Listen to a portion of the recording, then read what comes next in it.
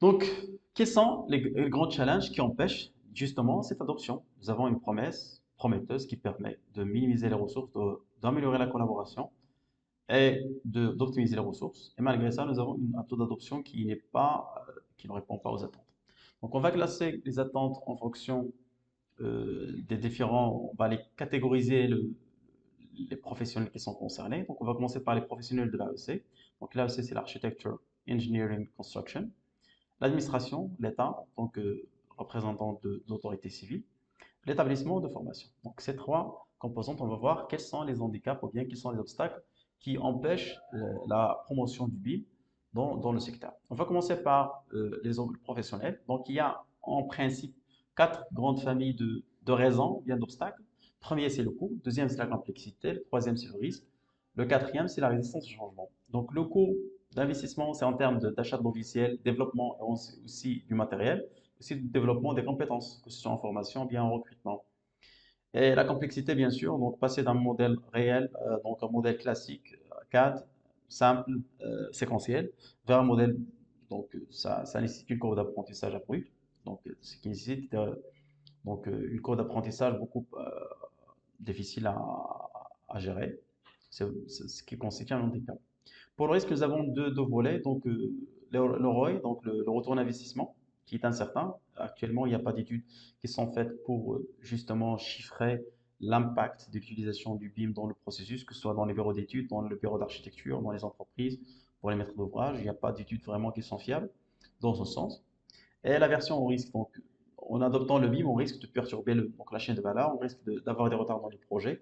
Donc ça, c'est un risque que les professionnels évoquent souvent quand on parle pourquoi ils n'adoptent pas le BIM. Et aussi, nous avons la résistance au changement, qui est un facteur essentiel et très important. C'est la zone de confort. Donc il y a des gens qui travaillent pendant 15 ans, 20 ans avec la méthode classique. C'est difficile donc de les faire bouger vers une méthode beaucoup plus avancée qui nécessite de leur part un effort, une énergie, une volonté d'apprendre et d'acquérir. Donc, ce qui constitue une inertie importante à soulever. Bien sûr, le changement dans les outils, ça va changer le flux de travail, la façon de travailler aussi, donc ça va perturber tout. Donc, c'est pour cette raison que la majorité résiste à ce changement-là. Ils disent que ce n'est pas sûr, ça ne va pas apporter quelque chose. Donc, en passant à l'administration, nous avons principalement trois challenges. D'abord, les développements des normes. Actuellement, on n'a pas de normes pour instaurer des standards universels, pour une question d'interopérabilité entre différents outils qui sont utilisés, et aussi pour imposer le système. Donc, ça, jusqu'à présent, on est loin. L'investissement aussi, donc il faut investir dans l'infrastructure de base, la majorité des projets au Maroc sont des projets étatiques. Donc, il faut investir dans l'achat des logiciels, dans les plateformes de collaboration et aussi dans la formation du personnel de l'administration publique pour qu'il puisse suivre donc l'évolution du marché et contrôler donc le déroulement normal, que ce soit au niveau conception, au niveau exécution. Et aussi la culture de changement, donc il faut sensibiliser. Donc, on a du mal à sensibiliser les gens. La formation continue aussi, c'est un défi qu'il faut relever. Et aussi la lutte contre la corruption qui est un apport majeur du BIM. Donc, le BIM, c'est beaucoup plus de transparence et des maquettes numériques qu'on peut utiliser pour extraire des quantités, ce qui laisse peu de place à la divergence et à la manipulation des valeurs. Le dernier, la dernière catégorie, donc, c'est les établissements de formation. Donc, nous avons trois challenges.